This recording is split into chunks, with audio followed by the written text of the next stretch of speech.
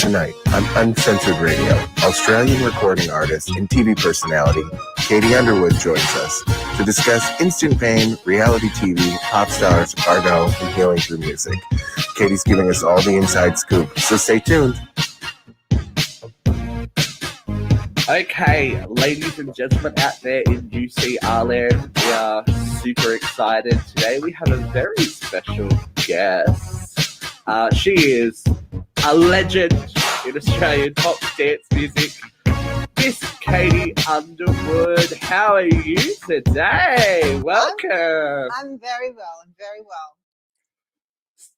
So we were just talking briefly before the show started about how everyone's surviving COVID. So you're in lockdowns. You're in Melbourne?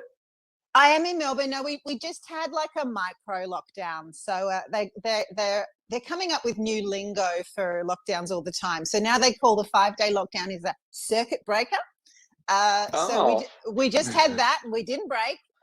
So now we're sort of free again.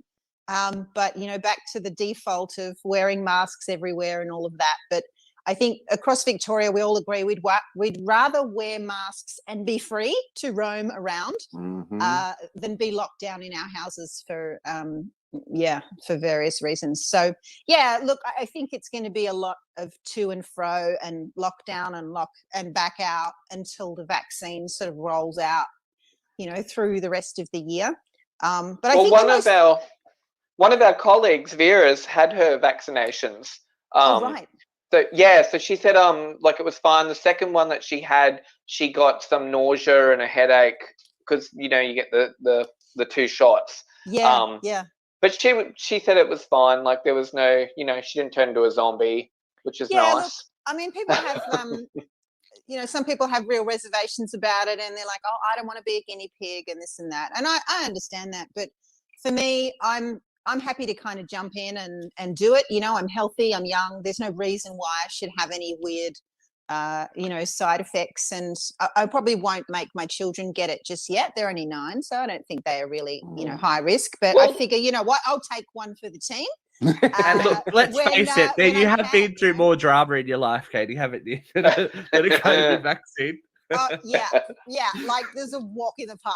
Like honestly, I'd take 5 of those over some of the shit I've done in my life. So yeah, I am not worried at all. So we're going to jump straight in. I kind of went a bit overboard, I think, in a bit of research about you. I feel like I know a lot about you. So okay, you might go like this.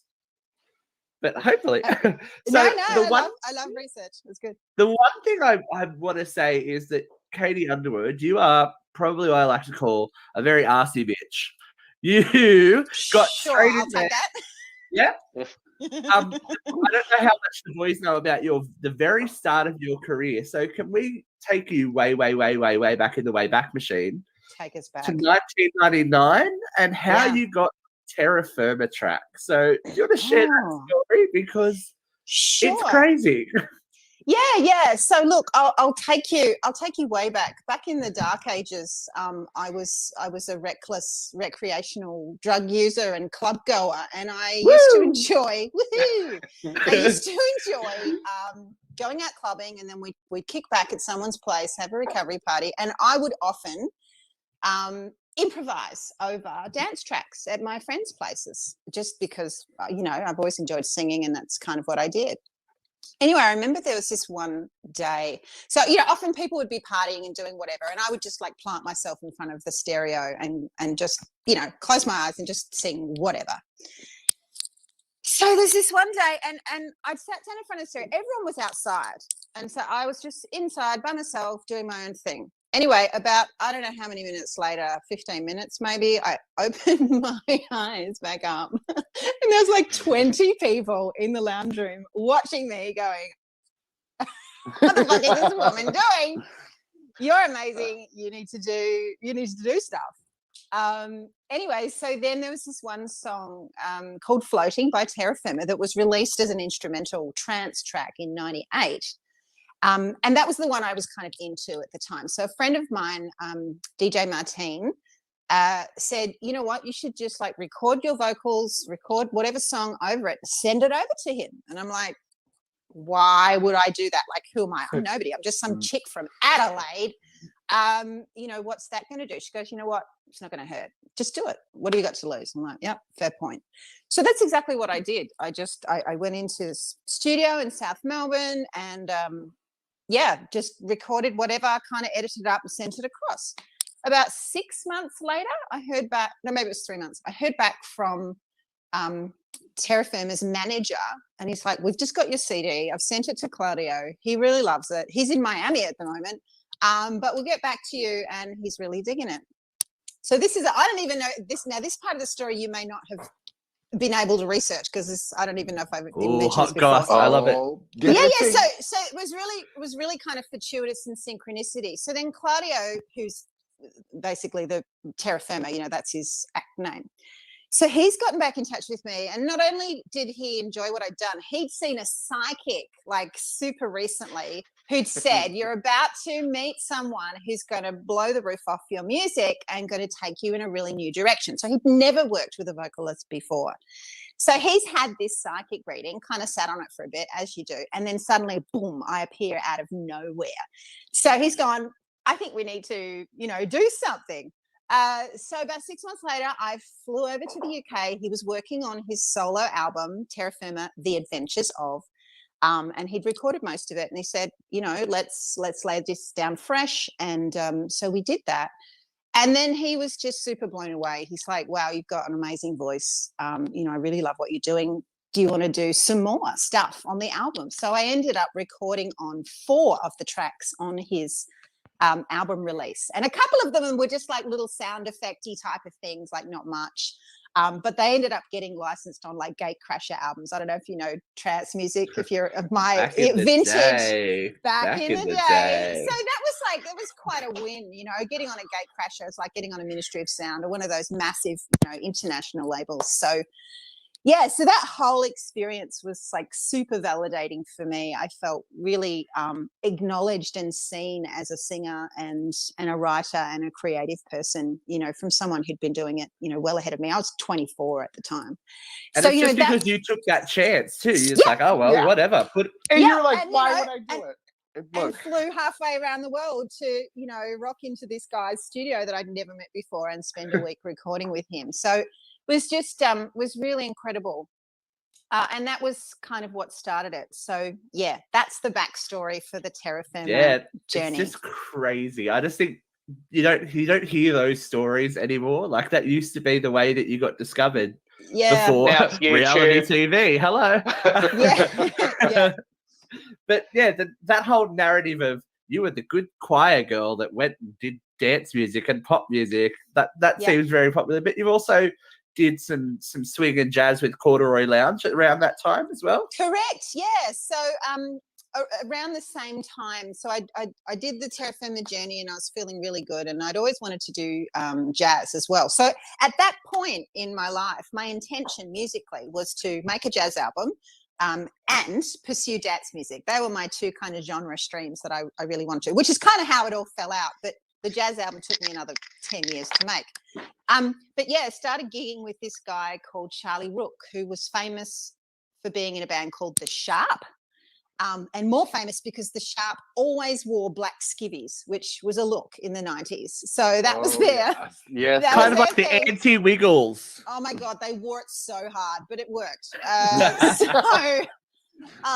Like I remember going to a gig to see them in Adelaide in summer. It must have been 40 degrees inside this hall they were playing, and they were still wearing those fucking skivvies. And it was like, man, I do not even understand what is going on for you guys, but I respect your decision to like hold the brand. It was crazy.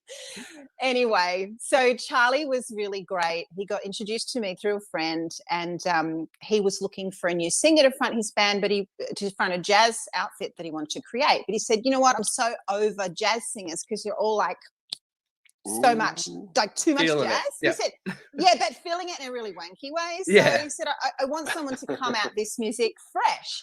And I had no experience in singing jazz or really even listening to jazz, but I knew that's what I wanted to do. So we spent 6 months together. He was my first musical mentor. And every Tuesday afternoon, I would go around his place with a bottle of white wine and 3 hours to spare. And we would drink and learn songs and sing, and he'd play guitar.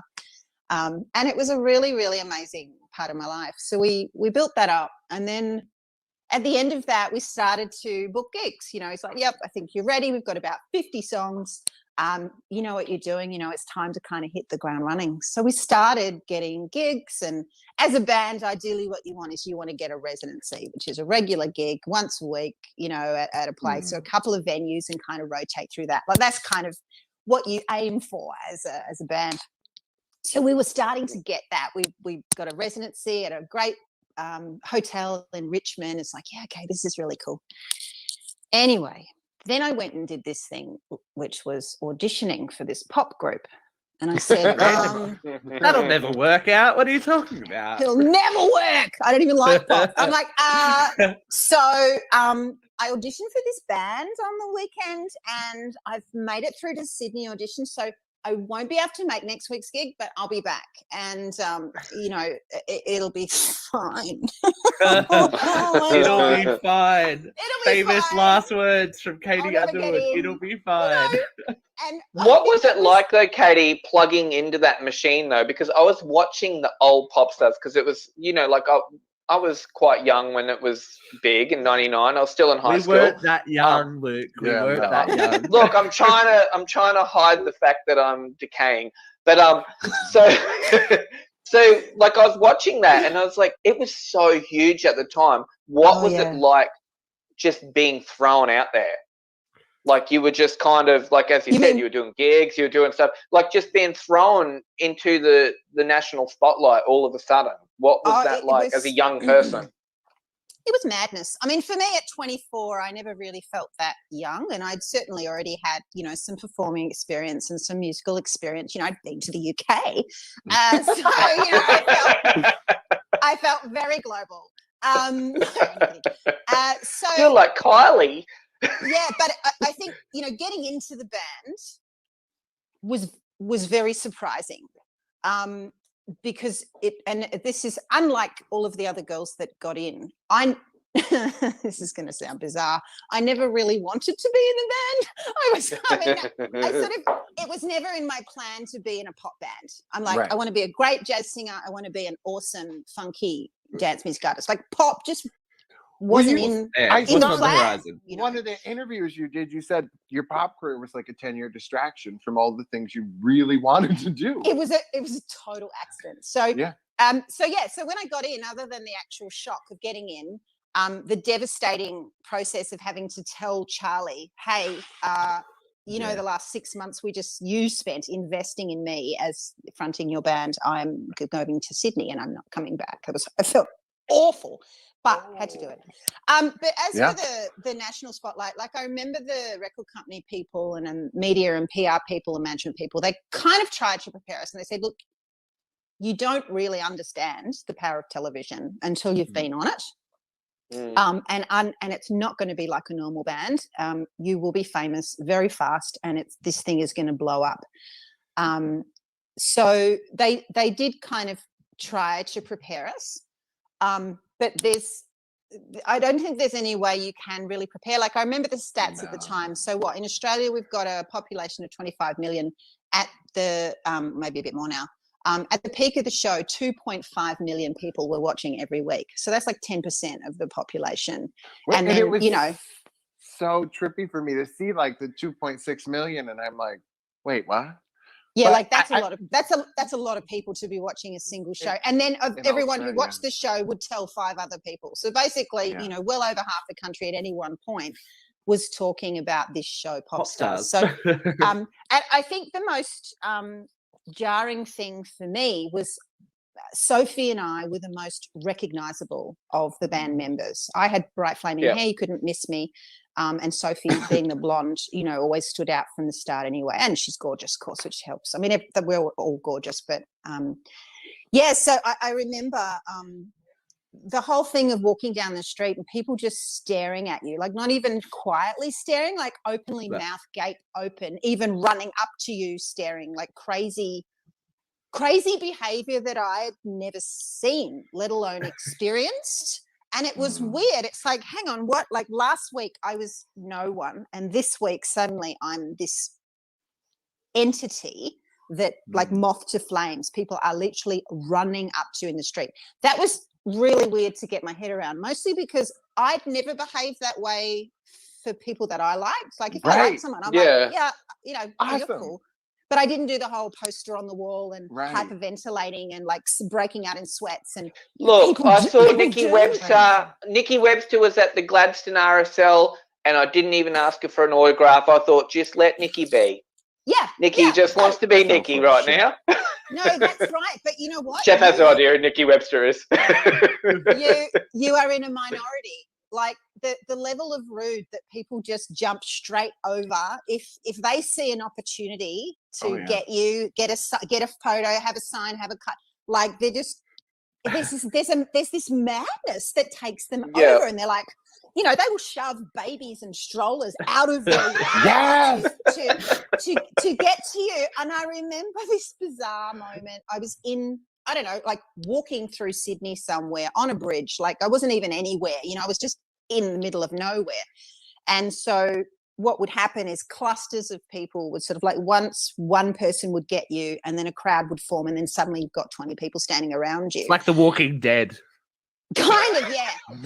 But younger, you know? And I remember there was... Supre, covered in Supre. I was signing something over here and someone else was trying to have a photo here. And then there was this mother with a child, and she, honest to God, treated me like I was a monument, like I was an inanimate object. She's like, she's talking, not even to me, to the child, going, just stand in front of her, just stand in front of her. And she's like desperately just trying to catch this photo.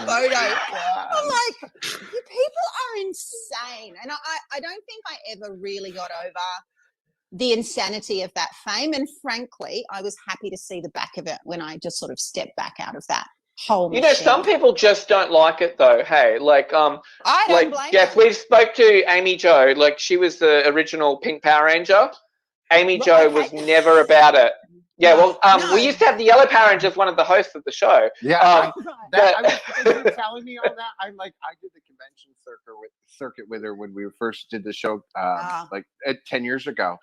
And it's insanity, especially like you get the whole cast from like that original movie. We'd just be trying to have drinks and it was like, this is 20 years ago. People are still insane. And then I'm, you know, in the booth with her and they're coming up and they're recognizing me from the radio show and it's trippy. But then the things that they're telling her, or they're coming up with their kids like, oh, you want me to take a picture? No, this is for me.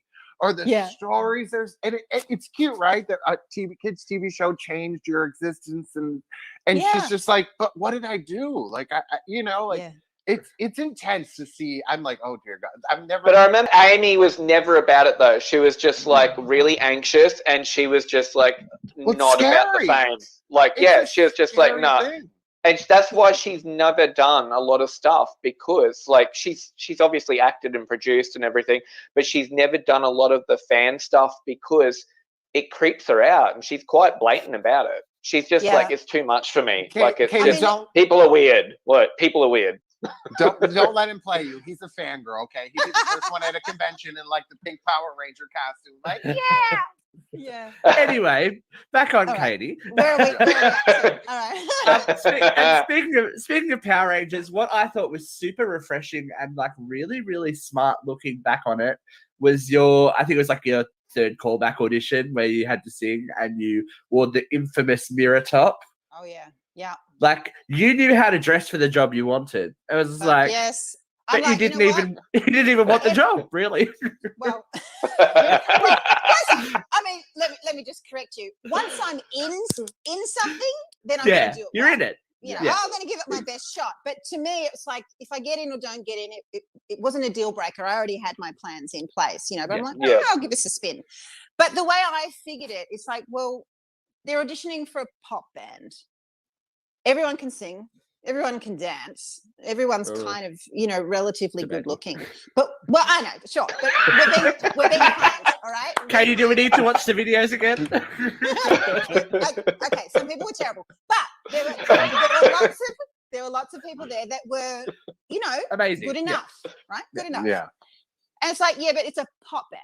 So for me, the thing that distinguishes pop from any other genre is it's a look, right? Lady Gaga just reminded us all how much pop is about, what it's, even Elton John. About the package. Fucking glasses and boots. Yeah. Not enough that he's incredibly talented and a great songwriter and a musician, but, give the people a show.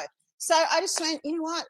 They need the look. They need to see that I can deliver this crazy, wacky, more than just the normal. And thankfully, I had a million crazy, wacky outfits because of my whole clubbing, raving, it was sci-fi my favorite kind of thing. And I just went, I just need to wear the most outrageous thing I own. And it happened to be this mirrored breastplate that I picked up in Camden Market in the UK at this great shop called Cyberdog. And I remember when I bought it, I'm like, I don't know why I need this in my life. I just need it. And then everyone does. Everyone needs a mirrored breastplate, yes. right? So I've got one in the closet. And you know what? It got me noticed, and great thing too, because at that point my nerves had been so intense that I really hadn't been singing as well as I could. I was doing okay, but honestly, my singing auditions were not going really well at that point. But that kind of got me over the line. And then they're like, this girl's got something. But then hilariously, they're like, can you tone it down? Tone it down. Well, yes, I can do that. I was watching. I just went through and was watching all these the episodes because I've seen the American version, but and the one episode where you guys are going in and you're getting your hair done or whatever, and I'm looking and I'm like, this chick, her hair is kind of a mess, and she's supposed to be your stylist, and she's looking at you like, can we shave your head? And I'm like, what is she going for the Sinead O'Connor look? Like, why would she shave her head? And then when they're talking, and I'm like looking at your hairstyles, so girl, we were twins.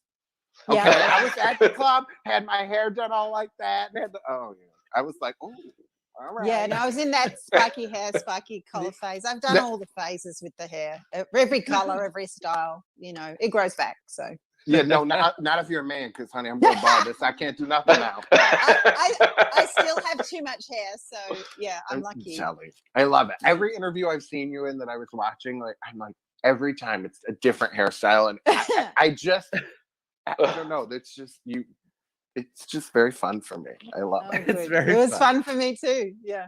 So we've touched on it already briefly, but the show, starting from literally an ad in a magazine, which, hello, you don't see that anymore. What's a magazine to start with? I know, right? And this tiny little show turned out to be thousands of girls that have shown up for this audition. And then you guys are put in the pressure cooker, and it got more so and more so and more so. You moved into a house together, and then, the whole Chantel drama. You got given cars. You got cars taken cool. away. I liked the cars. But I want to know who, those cars stood out like dog's balls, though. It's like, gee, I wonder who's that. Yeah. No, it was the ultimate marketing campaign. Very clever from the Beatle company in itself. Yeah, but not when everyone was still trying to keep it down low. Who was in the group at the time? Weren't they? They were and they weren't. I think the cars came when the show was already on air, so then it became a fun game to kind of spot which Bardette was driving. I was going through an intense blue phase at that time in my life. Everything was blue all the time, so naturally I got the blue one, which was cool. That was fun. Things get given, get taken away. What else? It was. Then you went from this tiny little. Oh, well, not tiny. I mean, it's Sydney, so it wasn't a tiny house, but no, it was. Yep. It was tiny enough. It was as good. It looked like your first uni house, like when you move out and go to uni and it was share great. bedrooms. We were in Darling Harbour. We had a great view, but it was a 3-bedroom apartment with 5 girls. So that don't know each other. How many bathrooms? 2. Oh no! Which still wasn't enough. So it was. That was pretty intense. I think we were in that apartment for about 4 months, and we were all very happy to move back out back after that. So I had a secret husband at that point, so I had to move him up to Sydney. So we moved to Newtown. So it's just all about the secret husband now. all right. I'm just normal one. You had a secret husband you were hiding. Well. So So I'll bring you back to the concept of pop, right? So pop is all about image and sex sells. And I knew this. Yeah. You want to be single, right? You want to be accessible to everybody. Also, it became pretty clear early on that I had a pretty strong gay following because everybody assumed that I was gay because I had short hair and wore glasses. Of course, she's a lesbian. So and your hair was red. I mean, come on. So, of course. So, the truth is I'm bisexual, but, let's not split hairs. It's like, it's fine. I don't believe I'm gay. Let's just go with that. After a few drinks, who cares? Well, whichever way the wind is blowing is fine. Right. So at the time, too much. No, welcome to Uncensored Radio. This is how we play. Yeah, exactly. So I had a fiance, so we were already engaged, but I didn't have a ring, so there was no hint to it. Anyway, at some point during the Crazy Pop Stars period, we were just working 7 days a week. That's just how it was. But we got a 10-day break. And so I'd already been engaged to my fiance for about a year, and he was getting really insecure and really afraid that I would break up with him and, shack up with some famous overseas producer and leave him and, do the whole shameless pop life thing. I was like, no, I won't do that. I kind of wish I had now. But anyway. Yes. So, I was dumb and young and went, of course I'll just marry you quickly in private because you're desperately insecure. Like, that's a great reason to get married. Yeah. So that's what I did. And so he was happy, but I'm like, okay, but I'm going to have a ring on my finger now. So we'll just pretend that I'm just engaged and I'm not married. So that was our cover story for about 2 years. So as far as anyone was concerned, I was only engaged, which to someone who's desperately attracted to you, they're like, that means nothing to me, so right. It didn't really get in the way. I wasn't fully off the market according to them. And then, a couple of years later, when we went back to Melbourne, we got properly married, and that was all that. But yeah, that's the secret husband story. But yeah, so much drama. Super secret. Yeah. So I want to just touch on a little bit more about the recording of that first Bardo album. Sure. Obviously, you guys were just literally thrown in and went work. Yeah. I loved it. But it came out amazingly well. Like, yeah, I think the whole premise was Australian Spice Girls, but you guys became something completely different and cooler and a little bit more mature. Like, we were really lucky. The production team around us was incredible. So they had already kind of pre-selected most of the songs. We were given a short list of about 100. That then we whittled down to the 12 or so that made the album. So we didn't get to write on the first album. So the quality songs were there. That's okay. It's fine. Look, I have one objection. Okay. I love the entire album except for one song. Yeah, that we've got the same. Can I guess what song it is? You tell me yours and I'll tell you mine. Look, it just doesn't fit on there, and it's Girls Do, Boys Don't. Oh yeah, that was pretty bad. Yeah. No offense to Belinda, because I know she was briefly in Girlfriend for a time, but sounds like a Girlfriend B-side reject song. It's just like not the vibe. A lot of those, like the old 90s Aussie pop albums, like there was always those songs that were like, okay, someone gave somebody a keyboard with like a pre-recorded beat. And Melissa Couts was one of them. Like some of her album was like, oh my God, like, geez, like, did she do this when she was in her room when she was 12? Like, yeah. Oh, look, some of them were dreadful, but you got to understand that they knew the market they were aiming for, and that was the tween and the teen market. Right. So we didn't have to like it; we just had to do it. But I have to know the song. I have to know the song, Katie. What's the song you hate? Oh, you know what? I think it was.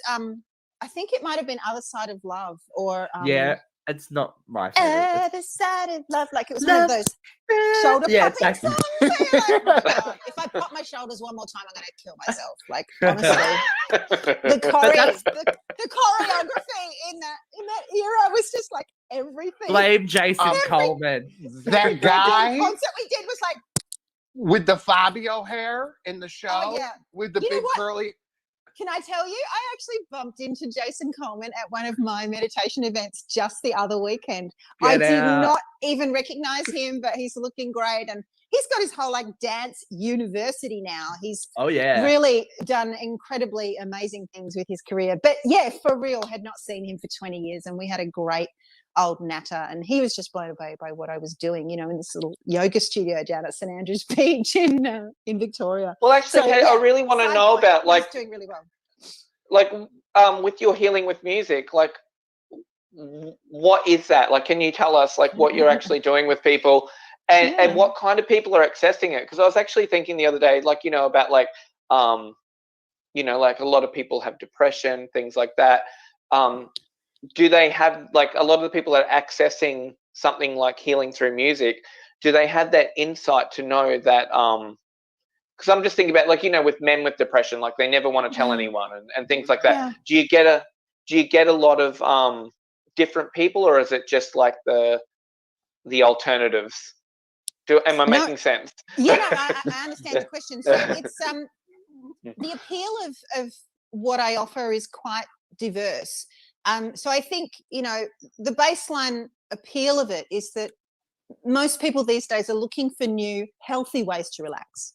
We all know the old ways of relaxing: drinking, smoking, partying, sex, drugs, rock and roll, over shopping, overeating, right? That's one way. I've got them all down. Of numbing out and relaxing. But more and more people are looking for different ways they can do that. For some people it's yoga, for some people it's running, for some people it's macrame, whatever. But if you're a musical person, and obviously science has shown us a lot, and so much research now to show how beneficial meditation practices are. So really, sound healing or sound meditation is just another way of accessing that state, that mental state, that state that you're in, where your body's more relaxed, your mind is more relaxed, and maybe you feel good as well. And that's where the musical element comes in. So I think the way that I sort of run my events is very accessible for people. So unlike a yoga class where sometimes you can feel really intimidated if you don't know what the fuck you're doing, or everyone's skinny or wearing those yoga pants, and it's like there's such a price of admission sometimes with those events where it's all hipster, and you think, man, I'm not in that tribe. I feel like I don't fit in. Whereas for me, I don't wear anything particularly different. We're not drinking chai tea. We're not, requiring that people say namaste. There's none of that. It's just, what? Here's your options. Music is going to be playing. You can go to sleep. You can relax. You can meditate. You can be eyes open. You can be eyes shut. You can experience this sound journey however you like. But the intention and the idea is that when you get to the end of it, you are going to be more physically relaxed. You are going to be mentally chilled, and you might even be euphoric or have some other spiritual experience. All of these things are possible through the sounds that are created. So as to what I do, I'm a multi-instrumentalist. So I work with a number of different instruments. So crystal bowls, not crystal balls. I'm not psychic. So crystal singing bowls, Tibetan singing bowls. I have an instrument called a hand pan, which is there you go. See, a steel tongue drum. That's actually a little harpy drum.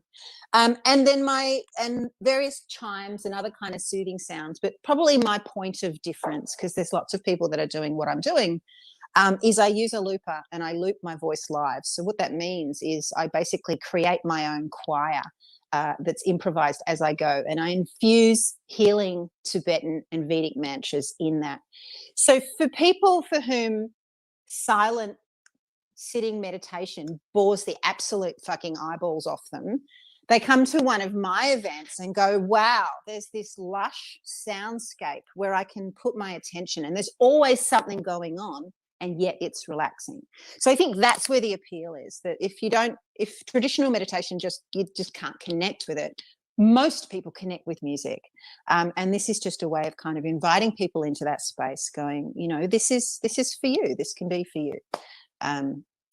That's the rave. That's what I do. So were you practicing this kind of stuff in the middle of the Bardo journey? Was that something that was...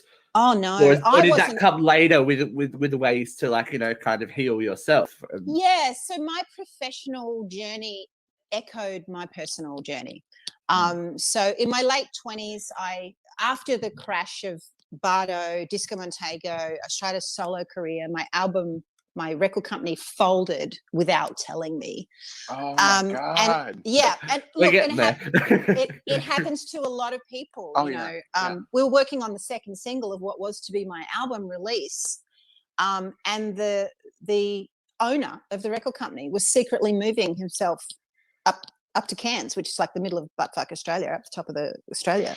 You don't have to tell Luke, he lives in Rockhampton. And just fucked right off from me, from everyone who was working for him, and just dropped us like a hot scone and about 3 other artists at the same time. So, I mean, you know, the industry is cruel at the best of times. Yes, Australian music industry, hey? Yay. So after that, I went to therapy for the first time in my life, because I'd always had a very strong idea of who I was and what I wanted and where I was going. And after all of that, I'm like, man, I've invested so much time and energy in this version of myself professionally, and that's dissolved. You know, what do I do now?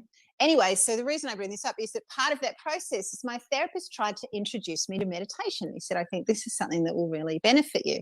But at 28, every time I tried to sit still and shut my eyes, I would either start crying or burst out laughing. I just couldn't do it. I just could not do it, as many other people experience. So I have great empathy for people who go, I cannot meditate. Like I'm not there yet. I get that, you know, because I was like that in my late 20s. But it did kind of spark an interest, and I started reading about it and started trying to practice and trying different styles. And so that sort of evolved and evolved and evolved. So I suppose fast forward now into my 30s. And then at that point, I'm like, okay, I know I want to have a family. I need to change careers. I want to be in something that I can be self-employed, that I can be very flexible. And around that time, I remembered that I loved massage. I loved healing. I loved being involved with people. And so I retrained totally as a remedial massage therapist. I did my training as a meditation teacher. And then shortly after that, discovered this thing called sound healing and thought, oh my God, this is made for me. And then studied various courses over subsequent years, and just totally transformed my life. And at that point, I assumed that the performance part of my life was over. I'm like, oh well, it's sad to let that go, but that door is shut. And now I'm just, this massage therapist, meditation teacher. Little did I know that would then evolve into me doing events every weekend, 3 events a weekend, like every week of the year. Never assume. Where I'm singing and sharing music, but in a very different way, in a way that the focus was not on me. It's like the anti-fame game. You know, my audience has their eyes shut. They're not looking at me at all. Yeah. That what I'm creating for them is allowing them to have often a profoundly relaxing and moving experience. And I love that. I love being a part of that and really making a difference in people's lives and helping them feel better. I mean, who doesn't need that? Yeah. As you said, it must be a huge difference. Oh, sorry, Jeff, go. Do we have online classes for us Americans? Oh, yes. Yeah, we do. Thank you. Great segue. So all through last year, for a long time, people had been asking me, are you going to do stuff online? And I had this limiting belief that meant that I believed it wouldn't work online, that the vibration of the sound that I was doing in a room just wouldn't translate. And for a long time, I didn't believe it. And then COVID hit and we're all stuck in our lounge rooms for a year, right? And so I had to just try it. And so it was March last year, and I just quickly, did the pivot and innovate and went, right, okay, put the camera on a stand, let's go, let's try this out. And with a bit of trial and error, started doing it. So for most of last year, I was offering free sessions as a way of not only supporting people out there, but also keeping myself connected as well. So it was as beneficial for me to be connected to that online community as others. And I wasn't charging because I thought, well, no one's got any money, nobody's working, we're all spending 2020 in our lounge rooms. So, but yeah, at the top of this year, I started developing a loyal following. So now I've got, I run all my sessions on Facebook. It's just, everyone's there already, it's an obvious platform. And so I've created a little online events group. So now for $25 a month or $20 US a month, I'm going to be there. People get access to 6 one-hour sessions a week. So the 2 sessions that I offer, Yeah, so one is like a pure sound healing session, which is basically me playing instruments, doing the mantras, doing what I would do in a normal live event. So not really any talking, just transmitting the sound, and you just kind of chill out in your own zone. And then the other 4 sessions, I introduce people to my love of mantra meditation. So this is using Tibetan and Vedic mantras. And so we spend about 15, 20 minutes talking about the meaning of the mantra and benefits and pronunciation, and then a good half an hour where the idea is that you chant along with me and I kind of guide you step by step.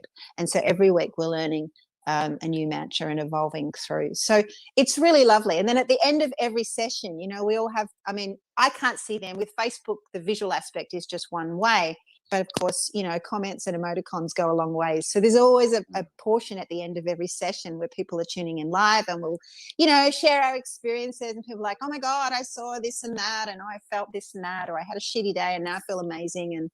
And it's just wonderfully validating for me, but also for everyone else in the tribe, which is what I call our online community. So yeah, so that's kind of a whole new thing. I never thought I would have an online business.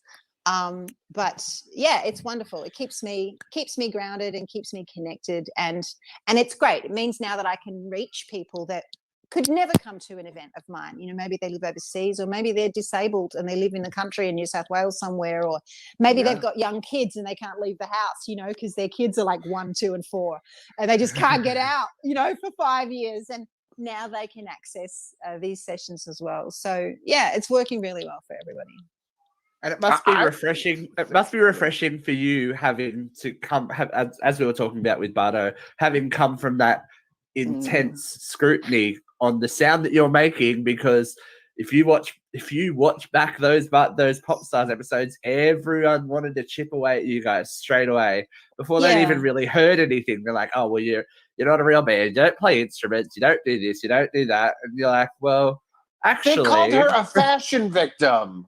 Oh. I was like, why? Because no, I think I was. No, I wasn't a fashion victim. I think fashion victim is someone who is actually just always wearing good fashion. I just didn't give a shit what I wore.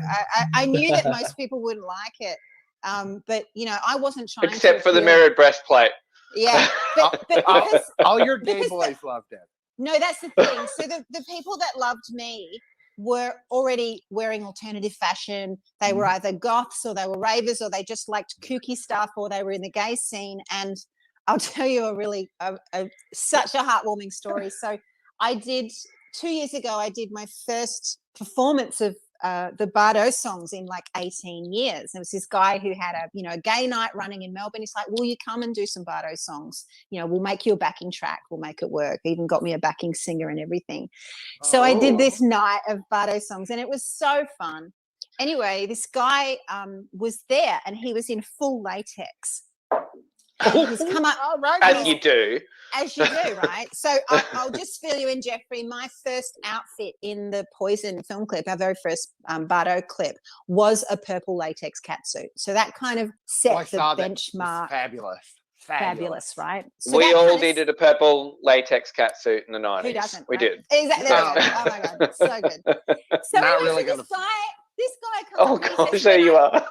When I watched you when I first saw you in that film clip, 20 years ago, he was in his young, early teens. He said, something in me just changed, and I've never been the same. He said, my love of latex started solely because of the impact it had. Katie Underwood. I saw you, and he's like, it made me feel that it was okay for me to be me.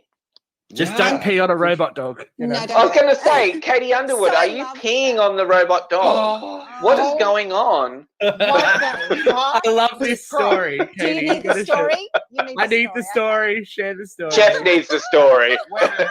Yeah, like I'm in Newfound Underwood, so why are you putting on a dog? I need to Why are you a dog pisser, Underwood? Oh my God, there's so many layers to this story. Okay, so I need to preface this by saying we had so many photo shoots, like more photo shoots. I spent more time in photo shoots than singing. That was probably one of the most depressing things about being in this pop band. It was really like, fuck, we never get to sing, but I'm always doing a photo shoot. Anyway, so this was one of those. But every photo that got proofed, our system was every person in the band, plus a manager, all had to approve all the photos. So our process was you'd go through and there'd be like 100, proofs, and you'd have one of those little, cameras, and you'd be looking at it under the microscope or whatever. And you'd put a tick next to the one you liked and a cross next to the one you didn't.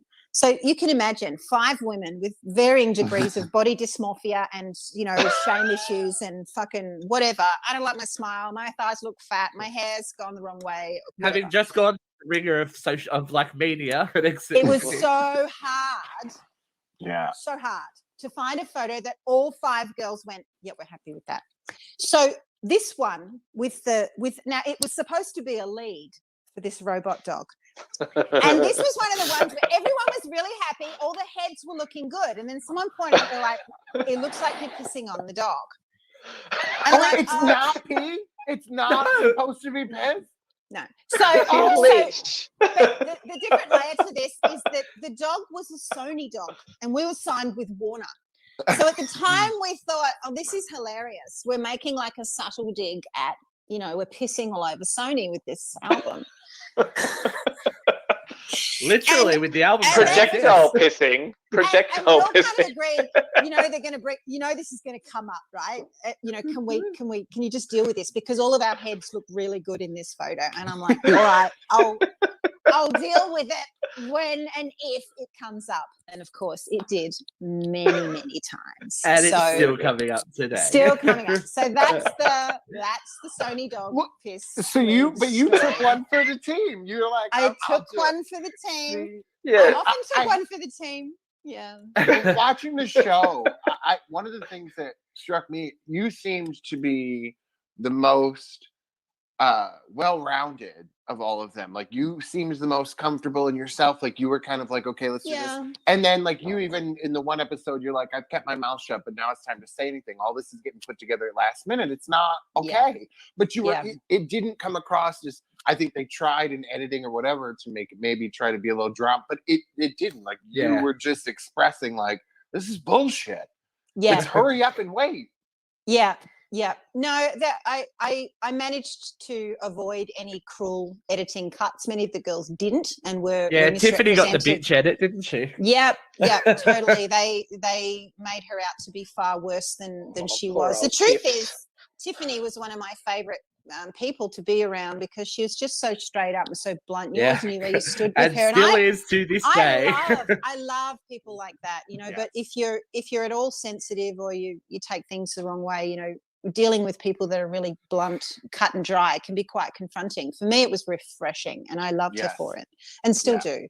But so for the most part, I kind of gave good chat. They liked getting me on the little bits where stuff would happen, and then there'd be like an image of me going blah blah blah blah. This is what we're doing, and I seem to end up being kind of the pseudo narrator for a lot of the show. But there was that one. The episode was, and I remember it was the day we were doing our first performance at the State Theatre, and I'm like, man, we're supposed to be doing a good job, and you're so far in my face. Oh my god! I had that hairstyle too, girl. I had that. I would go to the club, have my little glow sticks and my little shot tray, and I had that, and it was red. Girl, where have you been my whole life? Yeah, crazy. Yeah, that was intense. Watching that was actually the last one that I watched before we got on. Was you guys getting ready for your first live performance, and I was getting anxiety just when you go to perform, and it didn't seem like was some of that made up for the show, or was how real was all of that? Look at the face. Fucking real. I mean, that's why I said what I said on camera. I'm like, this is really happening. We are really trying to put on a show. And although I didn't often get that stressed and nervous, I was pretty loaded with stress that day, as we all were.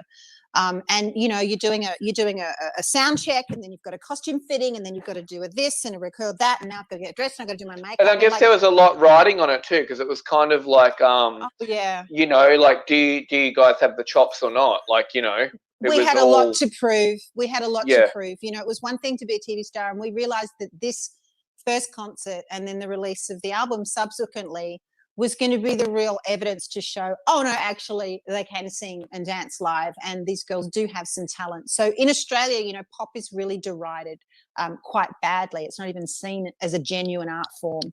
Unlike except for Kylie. Kylie made it work.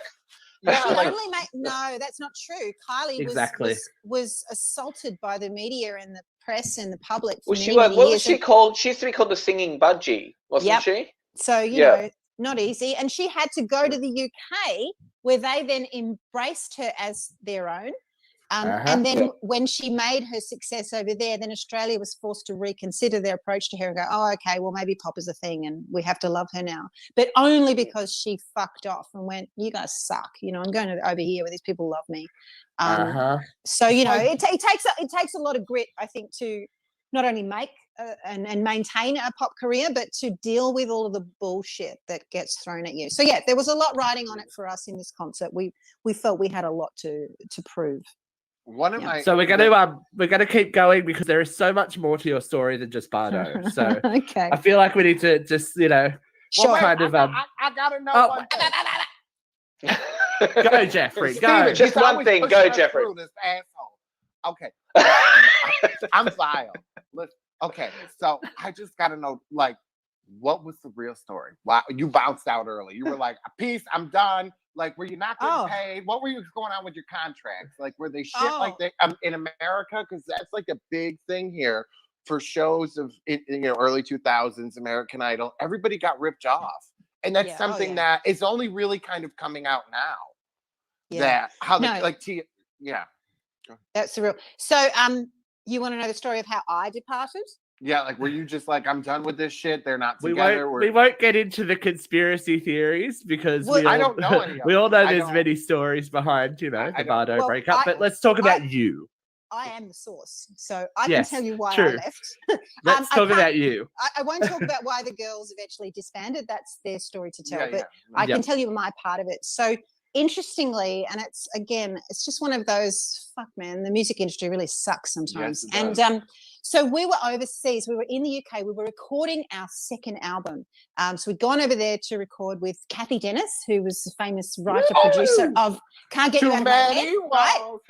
Okay, and so many others. So it was such an honor and a privilege to be working with her. And then another equally, established producer. So they'd been given the brief, you know, we've got 5 girls, but we want you to cut together the hottest, version of it. And so unlike the first album, where all the producers had been given a very strict brief, we want you to evenly distribute all the girls' vocals between the 5 of them, regardless of how it sounds. Okay? That was the brief. Do you understand? Interesting. That was I feel you. Okay? So that was the brief for the first album. The second album, they're like, now we just want to make the best album possible. So the brief that was given to the producers then was all 5 girls will record as much as they can, but you cut together the best edit you can get out of these girls. So we'd done 2 tracks with them, and we'd all, done our bit in the studio and done our best. And then I remember there was a day where we were listening back to the 2 tracks, and everyone was keen to see, where they featured in the songs. Now, I featured heavily in both, which felt great to me. Yeah. It didn't go down so well with some of the other members of the band. So that started to create some very uncomfortable tension in it. And, I get it from their point of view. Everyone wants their moment in the sun. And it wasn't like I had made that, it was someone else's decision. And it's just the reality of having 5 voices. I mean, your voice has the quality it has. Tiffany's voice has the quality it has. Your voices just lend themselves very well to that pop vibe. No, I mean, right. And, Empty Room was one of the best songs you've ever recorded. It wasn't even on an album. Yeah. Anyway. So, and had we continued along that line, different voices do suit different songs. Like, I'm not great with ballads, for instance. So, I'm sure there would have been plenty of other moments for other girls to be given the opportunity to shine. But as it fell out just for those first 2 tracks, it was weighted heavily towards me, which on the one hand felt great, but then there was all this horrible jealousy and confrontation that some of the girls at that time actually said, you need to tell them to take your voice out and put ours in. Like, it was really fucked.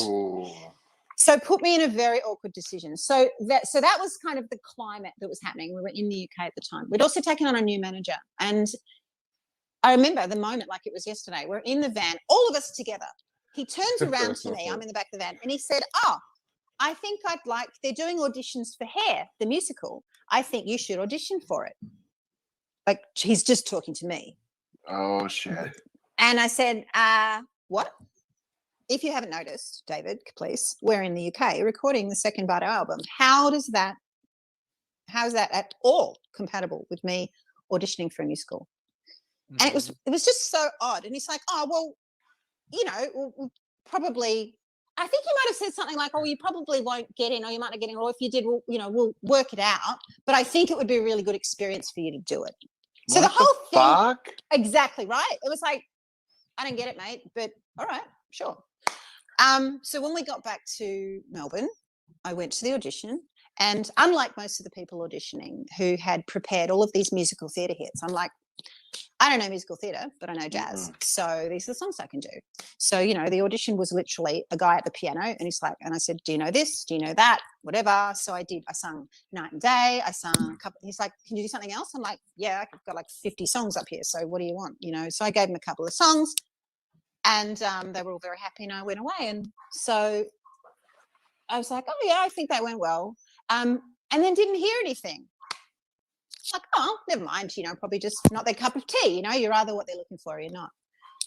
Anyway, about a month later, I get this random phone call out of the blue from someone from, what was his name? Harry Miller. Harry Miller, right? This bitch knows, of course he does. From Harry and Miller's office. And says, it's such and such from so-and-so office. How are you? Yeah, I'm fine. How are you? She said, I was just calling to follow up to see if you got the script we sent you. What script? Just calling up to see if you got the video that we sent through for you. I'm like, what are you even talking about? I haven't got anything from you at all. She said, well, we sent all the details to your manager. You got the part. I'm like, oh, wow. Holy fuckballs. Like, what? This is the first I'm hearing of it. She said, okay, right. I think you need to come in and have a meeting with Harry. So that's what I did. And and I went into his office and, it was a phone meeting. That's right. And and he's like, we think you're perfect, you'd be amazing, we loved what you did, blah blah blah blah. And the role was like the quirky chick, and they were going to float me down from the ceiling, and they were describing all of this, it was going to be some big huge arena show. And at that point we were earning $600 a week from Bardo. And anyway, that he got the fun. Yeah. You were getting that Power Ranger money. They weren't giving you shit. Yeah. No. So then he gets the accounting guy on the phone, and he said, have they told you how much this is worth? I said, no, I don't know. He said, let me get Jeff on the phone or whoever. And he said, so Jeff, can you just tell Katie how much she'll be getting per show? And he said, $2,000 per show. Bitch, sign me up. Bye. Bye, girl. Yeah. I'm like, right. Cash that check. No, actually, I said, you know what, amazing opportunity. I'm really excited. I said, but I am still in the band. I need to work this out. And he said to me something that really kind of caught my attention. He said, honestly, Katie, he said, where do you see yourself? Do you want to stay in a pop band where you're not challenged and you're limited to what you can do? Or do you want to take the next step in your career and, take flight in the musical theatre industry? And I'm like, yeah, okay. And get paid like serious amount of money. Yeah. So I'm like, all right. So I went back to the girls and I said, this is what's on the table. It makes no sense. And David Caplice is a dickhead, but this is what's happened. And this is the opportunity in front of me. I know we all said that we'd stay together and this is what we're supposed to do, but fuck, man, if this was you, what would you do? Right. And, half of them said, go for it. The other half said, it's a betrayal. How can you? And so I was just left having to make my own decision. And so I made the decision that was best for me and went, it's been great, but this seems like a great idea. The hilarious thing is the show got cancelled and I never got to do it. But that makes me crazy. Yeah. Again, industry. Yeah. But it was still a valuable thing to do because it showed me that I had worth well beyond Bardo and that people who didn't know me could see that. and that meant there would be opportunities for me, in the future, and I wasn't afraid of moving past Bardo. So. Well, and I was getting down to some of your newer tracks, that Danger and Beautiful. Yeah, I loved that. And then my I think my new favorite song is going to be Pop Trash. Oh, you found that little gem. I sure did. And I was like, what is this sticky and sweetness? I had it, like, the kids are like bouncing around, Jim. Like, what's this?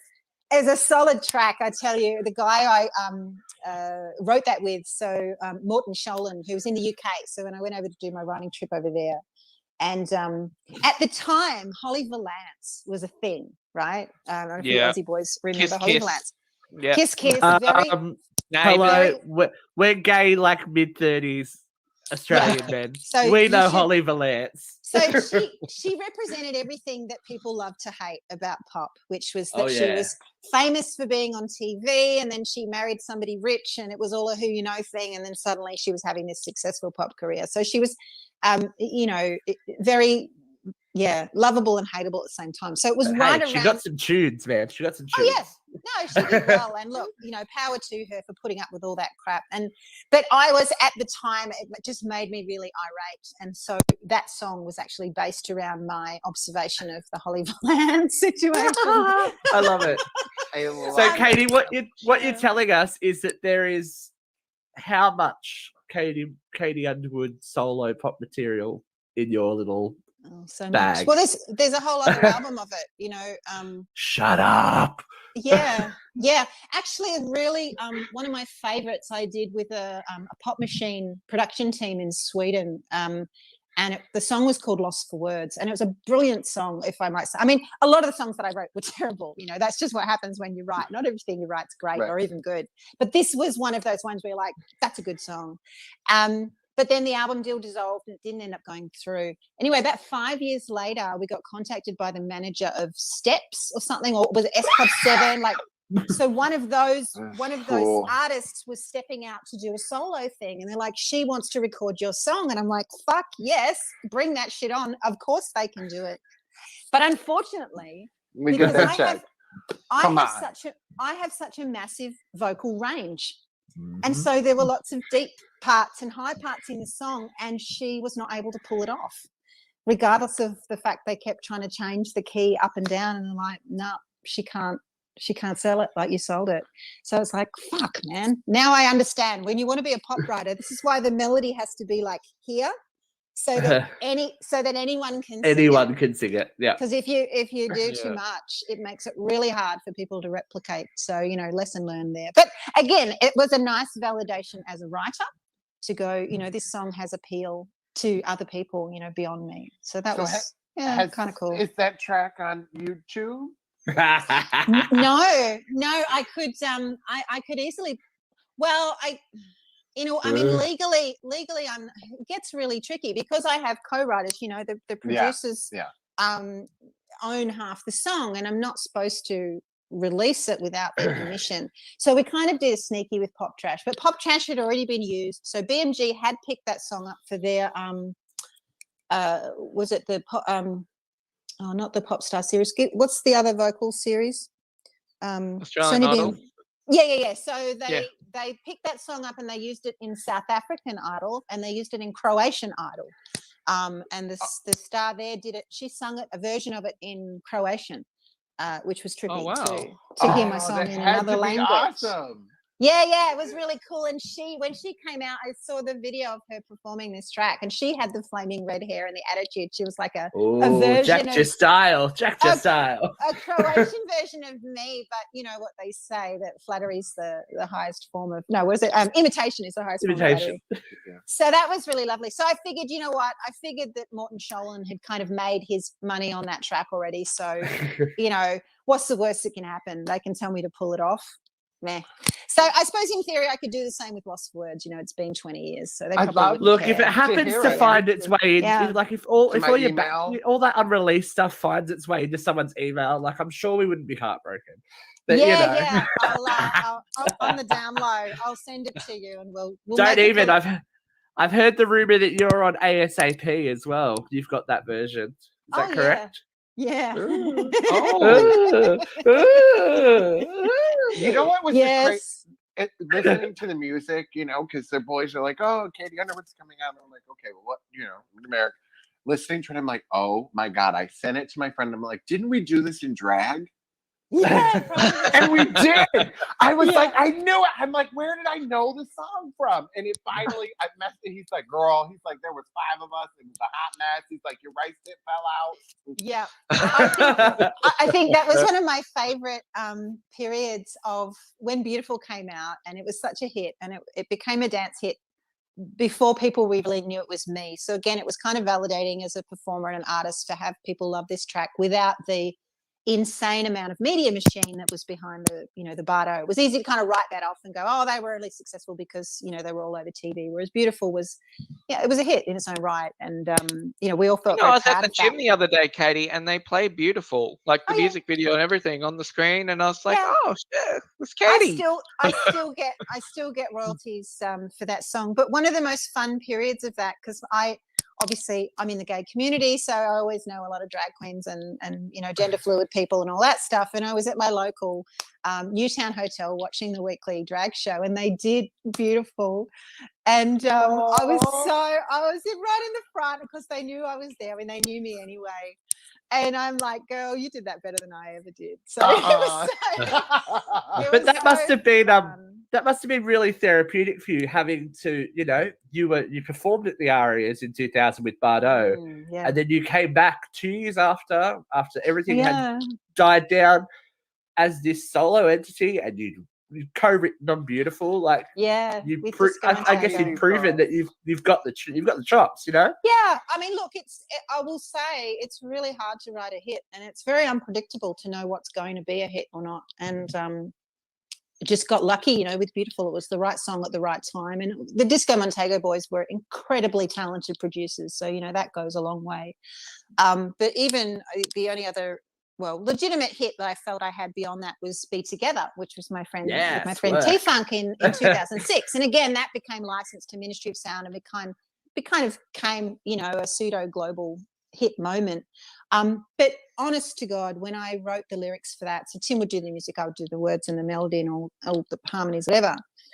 And at the end of that day that we worked together, and he said, I think this is going to be a hit. And I'm like, really? I didn't think it was I just didn't think it was anything special. So sometimes it's really odd what people gravitate to. So it's you can write 1,000 songs, but the difference between a good song and a hit, it's honest to God, just luck and timing. It's the right sound at the right time. People just go, oh my God, I love this. And it makes no sense. So, or even the right people at the right time. I mean, look, you've done your pop stuff, you've done your dance stuff, you had your kids. And then in 2019, just randomly out of nowhere, the Bardo stuff finally becomes available on streaming. Yeah. It's just like, and did you feel that ground? Did you feel that groundswell of support and go, oh my God, people are still into this? Like, it was very surprising. I never expected that. It was one of the delights of 2020 for us to have that start to come up. And I think we call them baby Bardos because a lot of the people that are like mad Bardo fans were barely born when we were in the band. I'm like, how old? Yeah, me too. These guys in line. I'm like, how old are you? I'm like, 28. I'm like you were 4. How do you even know? He's like, oh, we rediscovered it late, through pop stars on YouTube. And a lot of these fans, new fans, particularly on Insta that I was connecting with, had really only discovered Bardo in the last few years. So for them, it was fresh. It was now for them, even though it was retro for us. So that was really, really surprising and delightful. And and then you girls also released like some a cappella covers of the songs. If anyone was to ever doubt that you guys had talent, all I have to say is listen to this. Oh, we're watching. He's got. Oh, he's doing it. Oh yeah. I love your hair in this. I liked this.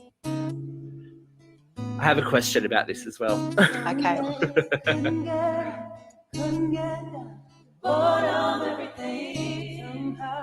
Can I just say I always love These Days as well. It's probably my favourite Bardo Yeah. song. Someone was making me mad. Good and bad, I'd lose everything to get you back, just to get you back. But these days the world's alright, the sun shines bright, kicking out the bad dreams. These days Do the shoulders. positively somewhere. These days go on long after you've gone. These days go on. Look at you girls going for it. How? It was so lovely, and I have to say, We're finishing. The clip's finishing now. Oh, he got to finish the clip. I have to say, you know, a massive thank you to Joe Daddick, who was the singular, persistent person who approached us all and tried to get a Bardo physical reunion happening. And then when COVID made it obvious that that just was not going to be possible, that, you know, got us together online, organized the guitarist, got us to download this a cappella app and made it all happen, and really, you know, single-handedly revitalized our love and passion for the Bardo, and then made the Bardo vinyl release happen as well, as the online thing. So, you know, massive shout out to Joe for making that happen. But yeah, Is it still on the cards, Katie, though, that Bardo may do something once all this COVID crazy stops? No. Look, we tried. I mean, maybe in another 5 years when everyone's lives has changed. But the way it kind of fell out. I mean, Sophie's was never going to come back to the fold. You know, she's worked hard on creating her own brand. She's a bachelorette. She's so many other things. You know, and from one business person to another, you know, it was obvious to me that there was never any reason or any appeal for her to come back to that fold. So, you know, she was invited back in, but I knew that wasn't going to happen. So then we tried to make it happen with the four of us. But in the end, it worked out that, you know, Sally has a young family still, very young. So I think her kids are sort of 3. She's got 2 kids, 3 and under. And it's really hard to be away from your children as a mother for a long time. When your kid's at that age. So, you know, there were various other concerns that came up along the way, and logistics and, you know, how do we get paid and all of that. But I think when it came down to it, both her and Tiffany, who has 6 children. Oh, I saw that one of the interviews. I'm like, girl. Man. So, you know, there was some serious things that we had to just accept, you know, reality. It's one thing to have a fantasy for getting everyone back in the same room, but we were all living in different states. Belinda lives in Singapore, and it just became too hard. So we settled on doing a few of these really gorgeous a cappellas, and then I spun off and got my looper out and was doing you've done some amazing Bardo songs. Your YouTube channel. I've always been really lazy with YouTube. I'm lazy with it. I've never really been great with it. I'm mainly, you know, Facebook and Instagram is like, oh my God, that's enough. I'm old, you know, I'm 45. That's as much as I can handle. But I like probably us, like Facebook's where we're at. Like the others take us too much. It's too much to do. But I had a ball and really enjoyed getting back into the old Bardo songs and then totally just reinventing them and smashing them up and spitting them out and doing weird versions of them. So creatively, it was a really potent time. I had one of my best years as an artist. I'm like, man, I love this shit. You know, why am I not doing this more? So you know how I feel about it because I've harassed you enough on Instagram going, oh my God, release this. What's that? I want that. Give me this. I'm like, I'm one of those. It would be a fun project, and I may get around to it, would be to do, because I was calling them ISO mixes of all of the Bardo songs, the Katie ISO mixes. So it would be really interesting to kind of go back and do a total Bardo cover album, but my versions of them, and just kind of smash them to pieces, where it's kind of like remixing it. Yeah. Maybe Tiffany and Belinda could, you know, just record a couple of lines. Yeah, you know, and I think wouldn't be too bad.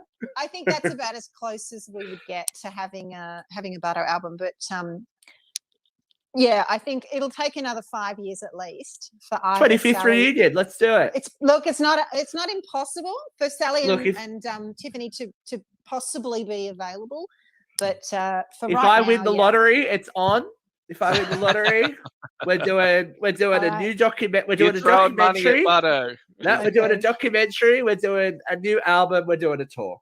All So, right, that's on you. We're doing it. It is, yep. I'll be like Yeah. this. Make it rain. Show Make me it rain the on money. Bardo. But you have, speaking of new albums, Yes. you have just. I have one. Yeah. Yeah. Can I show Would you you a like copy? to? Yeah, go for it. Absolutely. Here's one I prepared earlier. Yay! Yeah. So Mantra Dreaming. So Mantra Dreaming it's a double album. It's 2 hours. And as you might imagine, it's heavily infused with Tibetan and Vedic mantras and designed specifically as a sleep aid. So a lot of the tracks are kind of 10 minutes, 15 minutes, 20 minutes long. It's very soothing, lots of rich vocal layers. And so I do vocals, I do drums, I do handpan, chimes. Yeah, and lots and lots and lots of vocals. So very happy. I had my USBs a couple of weeks ago, and then various lockdown, COVID, whatever. The CDs were delayed like forever. So I finally picked them up yesterday. So I'm busy putting them all in their little mailing pockets and sending them out. So it's very nice to have that done and be sending that out into the world. So once I've dealt with my CD distribution, which is just me, then I'll get it up on iTunes and Spotify, and everyone else can have it too. So. Well, yeah. when you see that random address for America, you'll know it's me. Yeah, great, awesome. Yeah, well, I've got just 2 others from the US. With a couple of ladies that were tuning into my live meditation mantra sessions all through last year. So they both ordered the CDs, even though the postage cost them like $20, whatever. Who cares? So all of that care. information's available on your website, correct? Yeah, so you can buy the physical copies on underwoodhealing.com. So look at everything the tag below, people. Look at the tag below. Here's one you prepared earlier. Everyone's there.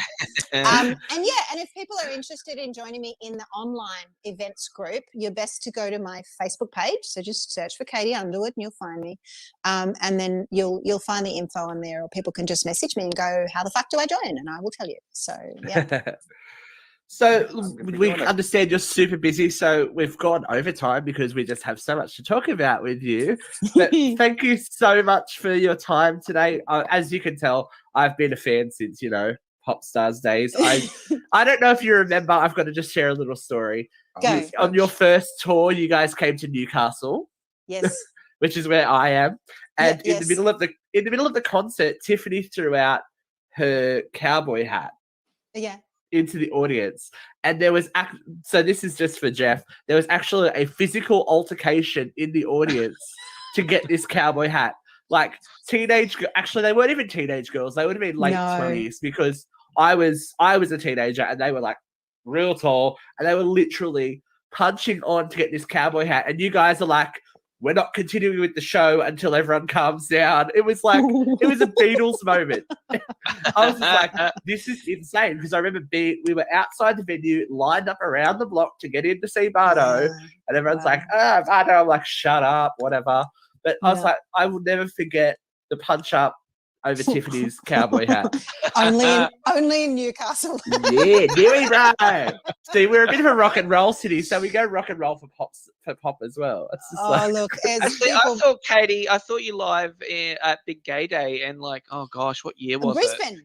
Yeah, yes, I was living in Brisbane at the Wickham Hotel, and I think who was the other guest that night? It was like Martha Wash, was it? I don't know. Or was it? It was like a weather girl. It was one of them. Oh, the one who did like CNC Music Factory or something. I remember she was there as well. But I remember watching you because you did Beautiful and you did a few of the other tracks. I was there in glitter and shirtless and we would have done. So that was when Be Together was happening, and I remember my DJ mate Tim, who was T-Funk. He remembers that day because I quite outrageously wore a white T-shirt and then got it wet and wasn't wearing a bra. So that was like, that wasn't for the boys. It wasn't for the boys. Out for everyone. That was for the girls. And he's like, man, you rocked that wet T-shirt moment so hard. I'm like, yeah, well, you got to give a little. Yes. I'm a newfound fan. I enjoy you. I think you're fabulous. You are so fun. And I can't wait to check out your website and get in on some of those classes and get your CD. I'm super excited. And I hope you'll come back and join us because you are just, you're a blast, sister.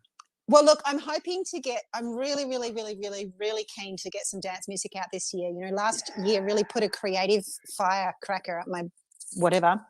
So I've been on Tim. So are you confirming it here? Are you confirming it? I'm going to come in and zoom in. Are you confirming that there might be some new pop and dance music from Katie Underwood? What I'm confirming is that I've recorded 3 tracks with Tim. And now I just have to get him as excited and vibed as I am and get it to the right label and get it released. So at the moment, the last I heard, his mate, John Corse, who you may know, who he works with in label land, has sent him some feedback on the tracks. So it's just kind of a watch and wait. But the tracks are there. I've done my bit. I now just need to wait for the people to do their bit. So fingers crossed. People. Watch this space for more dance music from me. Follow Katie on Instagram, and thank you so much, Katie. We've had a ball. You're welcome. I've had a ball. Thank you. Thank you for being so open. My face legit hurts from smiling, so thank you for that. My face needs a break. All right, it's been a pleasure. I love you all. Thank you so much, Katie. See you later. Bye. Bye.